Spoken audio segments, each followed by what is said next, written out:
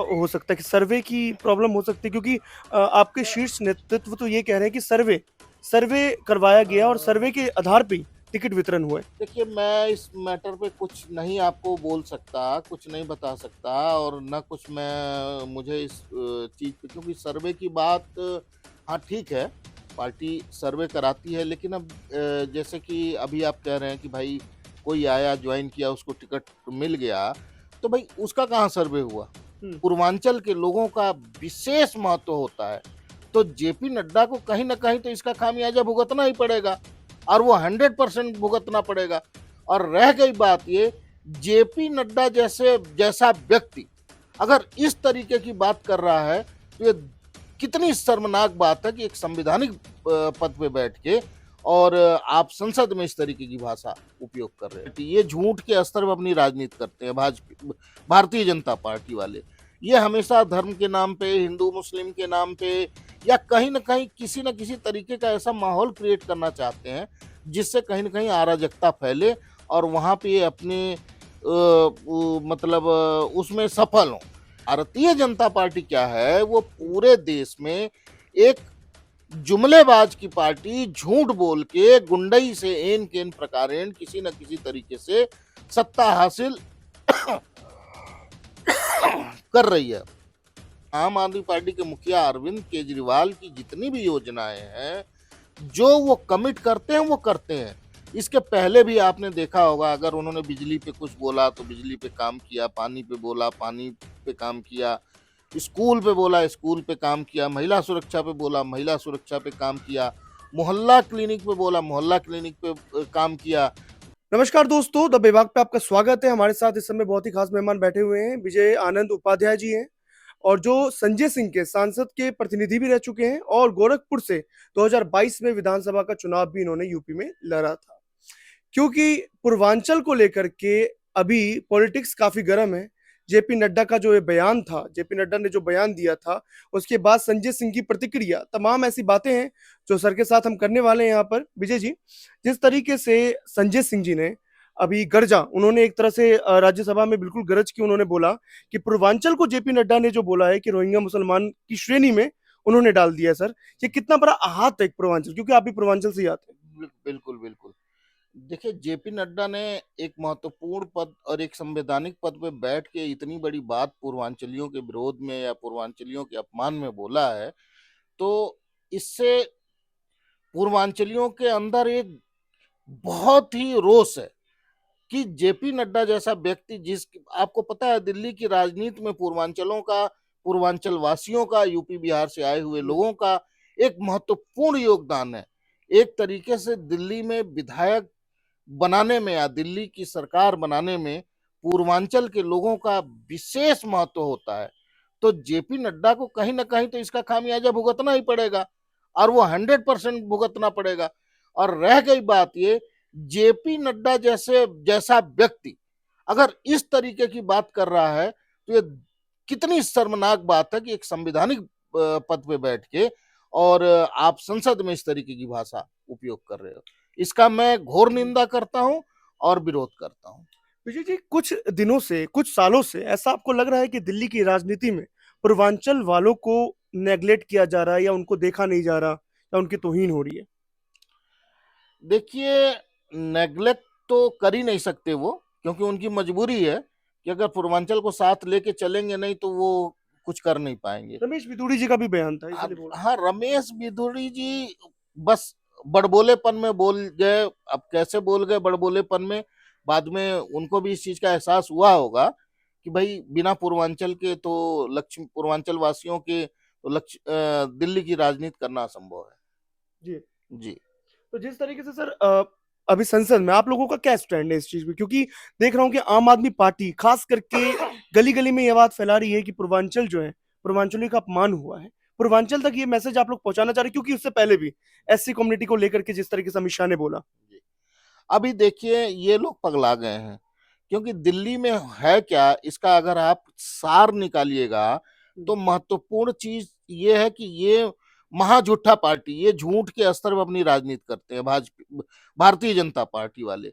ये हमेशा धर्म के नाम पे, हिंदू मुस्लिम के नाम पे या कहीं न कहीं किसी न किसी तरीके का ऐसा माहौल क्रिएट करना चाहते हैं, जिससे कहीं न कहीं अराजकता फैले और वहाँ पे ये अपने वो मतलब उसमें सफल हों। जबकि दिल्ली का राजनीति हर जगह से अपोजिट है। यहाँ पे अब यहाँ दिल्ली में शिक्षा पे जो व्यक्ति राजनीति कर सकता है वो रहेगा, स्वास्थ्य पे रहेगा, महिला सुरक्षा पे रहेगा, विकास पे रहेगा, सीसीटीवी पे रहेगा, बिजली पे रहेगा, पानी पे रहेगा। तो जो सरकार यहाँ पे ये सारा काम ऑलरेडी कर रही है और 3-3 बार करके दिखाई है, तो जनता ज़ाहिर-सी बात है उसके हक में है, जनता उसको पसंद कर रही है, जनता उसको वोट देगी और जनता उसको जिताएगी और उसी की सरकार बननी है। भारतीय जनता पार्टी क्या है, वो पूरे देश में एक जुमलेबाज की पार्टी, झूठ बोल के गुंडई से ऐन-कैन प्रकारेण किसी न किसी तरीके से सत्ता हासिल कर रही है। जबकि ये आपको भी पता है कि भई अगर आप कुछ करेंगे नहीं, तो आपके बच्चे क्या खाएँगे? अगर लोगों को रोज़गार नहीं मिलेगा, तो लोगों के बच्चों का क्या होगा? उनका खुद का क्या होगा? बच्चों को शिक्षा नहीं मिलेगी, अगर कोई बीमार है उसको दवाई नहीं मिलेगा। कहीं न कहीं कुछ न कुछ तो उनको भी इन सब बातों पे ध्यान देना चाहिए, लेकिन उनका इन सब चीज़ों पे कहीं कोई भी ध्यान नहीं है। वो सिर्फ़ और सिर्फ़ बरगलाने की राजनीति करते हैं और झूठ बोल के एक तरीके से देसी भाषा में कहा जाए तो जनता को मूर्ख बनाने की राजनीति भारतीय जनता विजय जी, पार्टी एक बात करती है। बताइए मुझको, जिस तरीके से आपके पार्टी के सुप्रीमो ने घोषणा की, महिला सम्मान निधि भी दिया उन्होंने, 2100 रुपए देंगे और 1000 रुपए अभी मिल रहा है। हुँ। उसके बाद ऑटो वालों को 5 गारंटी भी दी है आपकी जी, पार्टी बिल्कुल, ने। बिल्कुल दी है। कितना इम्पैक्ट होगा इस चीज़ से अभी दिल्ली के इलेक्शन में? और खास करके मैं ये भी पूछना चाहूँगा आपसे, हुँ। क्या भारतीय जनता पार्टी भी, क्योंकि उन्होंने तमाम जैसे लक्ष्मी योजना निकाला उन्होंने, महाराष्ट्र में निकालना, फिर उनका लाडली योजना चल रहा था मध्य प्रदेश में। क्या आपको नहीं लगता कि इससे इसी का एक वो भी योजना निकाल सकते हैं बहुत तगड़ा चैलेंज देने के देखिए लिए? देखिए, उनका किसी भी योजना जो है, वो एक जुमला रहता है, वो बस चुनाव के कुछ दिन पहले आता है, चुनाव खत्म होते ही चला जाता है। और आम आदमी पार्टी की राजनीति या आम आदमी पार्टी के मुखिया अरविंद केजरीवाल की जितनी भी योजनाएँ हैं, जो वो कमिट करते हैं, वो करते हैं। इसके पहले भी आपने देखा होगा अगर उन्होंने बिजली पे कुछ बोला, तो बिजली पे काम किया, पानी पे बोला, पानी पे काम किया, स्कूल पे बोला, स्कूल पे काम किया, महिला सुरक्षा पे बोला, महिला सुरक्षा पे काम किया, मोहल्ला क्लिनिक पे बोला, मोहल्ला क्लिनिक पे काम किया, बसों पे बोला, बस यात्रा पे काम किया, तीर्थ यात्रा पे काम किया। तो जो कमिटमेंट आम आदमी पार्टी के लोग करते हैं, वो पूरा करते हैं। और भारतीय जनता पार्टी जैसे कि मैं बार-बार कह रहा हूँ, पहले भी कह रहा हूँ, वो कमिटमेंट उनका एक जुमला होता है। वो चुनाव जीतने के लिए एक जुमला कुछ भी बोल लेकिन सर सकते सर हैं वो वो। कहते हैं कि रेवड़ियाँ बाँट रहे हैं, बिल्कुल। रेवड़ियाँ। रेवड़ी हाँ, का इल्ज़ाम हाँ, लगाते हैं आप लोगों बिल्कुल, पे और आप लोग बिल्कुल। कहते हैं इस पर चर्चा करनी हम चाहिए। तो रेवड़ी पे चर्चा कर रहे हैं जी, हमारे हर मोहल्ले में हर उस पे बूथ पे रेवड़ी पे चर्चा हो रही है। हुँ। भाई जनता का पैसा हम जनता को दे रहे हैं, तो अगर वो उनके नज़र में रेवड़ी है तो ठीक है, हम रेवड़ी दे रहे हैं। अपने घर से लाके हम किसी एक व्यक्ति को, अडानी अंबानी को देश लूट के थोड़ी न दे रहे हैं, देश बेच के थोड़ी न दे रहे हैं।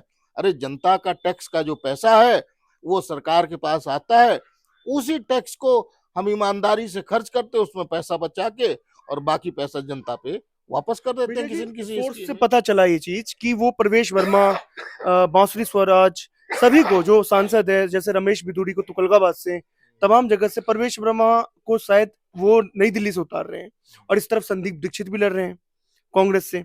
कितना चैलेंज है ये? सर बहुत चैलेंज है लेकिन उनका कुछ चलने वाला नहीं है। वो किसी को भी उतार दें, खुद अमित शाह और नरेंद्र मोदी जी आ जाएँ और पिछले चुनाव में तो आप देखो अमित शाह जी कई जगह आपको पर्चा बाँटते हुए नज़र आए थे। घरों-घरों में, झुग्गियों-झुग्गियों में जाके पर्चा बाँट रहे थे। अभी भी झुग्गियों में आके उनके पूरे देश के नेता आके अभी से रहना शुरू कर दिए, लेकिन क्या हुआ? कुछ नहीं हुआ।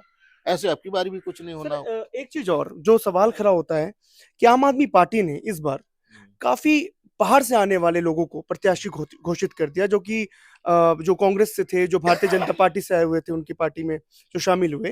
लेकिन कर्मस्ट जो आप भी जैसे लक्ष्मीनगर से आप भी काफ़ी तैयारियाँ कर रहे थे, 2022 में आप चुनाव लड़ चुके हैं। जी, तो जी। एक सवाल खड़ा होता है सर, हाँ। कि जिस पार्टी से आप लोग अपोज़ कर रहे थे, आज उसी पार्टी के विधायक को अपनी पार्टी में शामिल करके उनको टिकट भी आप लड़वा रहे हैं। हाँ, ये कुछ है लेकिन अब ये शीर्ष नेतृत्व का अपना डिसीजन है और कहीं न कहीं हर चीज़ का एक समीकरण होता है। उनके नज़र में, उनके समीकरण में कोई चीज़ें फिट बैठती हैं तो उस पे वो निर्णय लेते हैं। और अन्य पार्टियों से भी लोग हमारे पार्टी में आए, हमारे पार्टी से भी लोग अन्य पार्टियों में गए। ये तो राजनीति है, लोकतंत्र है। यहाँ किसी को आने या किसी के जाने पे आप रोक नहीं सर ये सकते हैं। किसका हो सकता है कि सर्वे की प्रॉब्लम हो सकती है, क्योंकि आपके शीर्ष नेतृत्व तो ये कह रहे हैं कि सर्वे सर्वे करवाया गया और सर्वे के आधार पे ही टिकट वितरण हुए। देखिए, मैं इस मैटर पे कुछ नहीं आपको बोल सकता, कुछ नहीं बता सकता, और ना कुछ मैं मुझे इस चीज़ पे, क्योंकि सर्वे की बात, हाँ ठीक है, पार्टी सर्वे कराती है, लेकिन अब जैसे कि अभी आप कह रहे हैं कि भाई कोई आया, ज्वाइन किया, उसको टिकट मिल गया, तो भाई उसका कहाँ सर्वे हुआ? हम्म। तो कुछ ना कुछ है, ये अपनी पॉलिसी है, हर पार्टियों की अपनी अपनी पॉलिसी है, इस पार्टी की भी कोई पॉलिसी है, तो उस बेस पे उन्होंने टिकट वितरण का काम, अब चूंकि टिकट वितरण का काम हम लोग तो करते नहीं है, हम्म। टिकट वितरण का काम मुखिया करते हैं, पार्टी के संचालक श्री अरविंद हम्म। केजरीवाल जी करते हैं और हम्म। पीएसी मेंबर करते हैं। हम्म।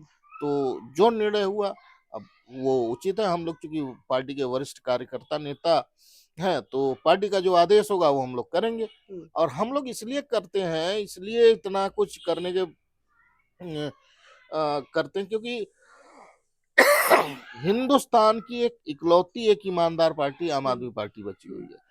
और इसमें भाई सब लोगों का भविष्य है, लोगों के बच्चों का भविष्य है, लोगों के परिवार का भविष्य है।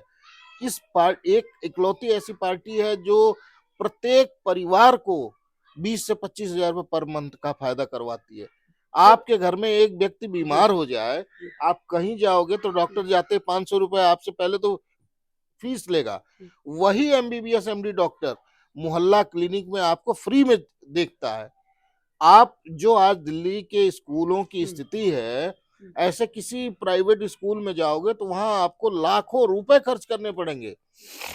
सर आपको उससे लगता है। बेहतर जी। पढ़ाई आपकी आज के जी। डेट में दिल्ली के सरकारी स्कूलों में हो सर रही जिस है। तरीके से भाजपा भी आरोप लगाती है कि आपको लगता है कि 10 सालों में बीते 10 सालों में पार्टी के अंदर एंटी इनकम्बेंसी ज्यादा बढ़ी है। हाँ, वो तो सर हर पार्टियों में होता है एंटी इनकन्वेंसी। और अभी तो अगर मुद्दे की बात करें तो देखिए, भाजपा का तो अन्य कई प्रदेशों में राज्य है। अभी आप कह रहे थे वो कुछ इस तरीके की स्कीम ला सकती हैं। तो अगर उनको कुछ करना है, सच में जनता के लिए कुछ करना है, तो जिन प्रदेशों में उनका आज के डेट में बहुमत से सरकार है, उसमें क्यों नहीं कर देते? वहां तो पहले करके दिखाएं, तो विश्वास होगा जनता को। तो क्या पता दिल्ली में भी लोग सोचने लगे कि हाँ भाई, आम आदमी पार्टी तो कर ही रही है, भारतीय जनता पार्टी भी कर कर सकती है। लेकिन जिन जिन प्रदेशों में उनका शासन है, सरकार है, पहले वहां तो करें, वो वहां तो करके दिखाएं। उत्तर प्रदेश में उनका शासन, इतना बड़ा राज्य है, बच्चे वहां तड़प रहे हैं, कोई लॉ एंड ऑर्डर नहीं है, स्कूलों की स्थिति इतनी बुरी है, रोजगार पे कोई चर्चा ही नहीं है वहां पे। लोग अ, मतलब क्या कहें, क्या कहा जाए, विजय उस जी, भाषा का भी यूज नहीं एक किया बात जा सकता। बताइए मुझे, लास्ट सवाल है मेरा। जिस तरीके से आप देख रहे हैं पिछले 10 सालों में एक मॉडल रहा है केजरीवाल का, शिक्षा, स्वास्थ्य, ये सब मॉडल है उनका, बिजली बिल, बिजली का भी। क्या उनको, आपको लगता है कि पार्टी को किसी और चीजों पर भी काम करना चाहिए? क्या उसी मॉडल के सहारे भी 2025 का चुनाव जीता जाएगा, या कुछ और चीजों पे भी काम करना चाहिए? देखिए, एक होता है बेसिक नीड। अगर एक शरीर है ना, जी। तो शरीर के लिए भोजन पानी की व्यवस्था पहले होनी चाहिए। आप स्वस्थ रहेंगे तभी कुछ कर पाएंगे। जब आप खुद अस्वस्थ रहेंगे, आप घर से निकलने लायक नहीं रहेंगे, तो आप हमारे पास बैठ के हमारा इंटरव्यू कैसे लेंगे? तो वही चीज है, बेसिक नीड्स जो है, बेसिक चीजों की जो बुनियाद है, उस पर पार्टी काम कर रही है। यहाँ से ऊपर उठ के फिर अन्य चीजों पे भी पार्टी काम करेगी। जब तक बेसिक नीड इंसान की पूरा नहीं होता है, तब तक इंसान कुछ भी नहीं कर सकता है। और जब बेसिक नीड उसकी पूरा हो जाएगा, तो आगे भी वो कर लेगा। तो इसी प्रकरण पे पार्टी चल रही है। पहले जो बेसिक जरूरतें हैं दिल्ली की, उसको पूरा कर रही है, या अन्य जगहों, जो पंजाब में हमारी सरकार है, वहां पे भी जो हमारी बेसिक जरूरतें हैं उसको पूरा कर रही है, चलिए। और आगे बढ़ रही है चलिए पार्टी। विजय जी, बहुत बहुत शुक्रिया हमारे चैनल को इंटरव्यू देने के लिए, और बहुत बहुत शुक्रिया। और ये हमारे साथ विजय आनंद उपाध्याय उपाध्याय जी थे, जो लक्ष्मी नगर से कर्मठ एक आम आदमी पार्टी के कार्यकर्ता भी रहे हैं, और आम आदमी पार्टी के बहुत ही अच्छे नेता भी हैं। अब बाकी आप विभाग देखिए और इस चैनल को सब्सक्राइब करें और वीडियो को ज्यादा से ज्यादा शेयर कीजिए।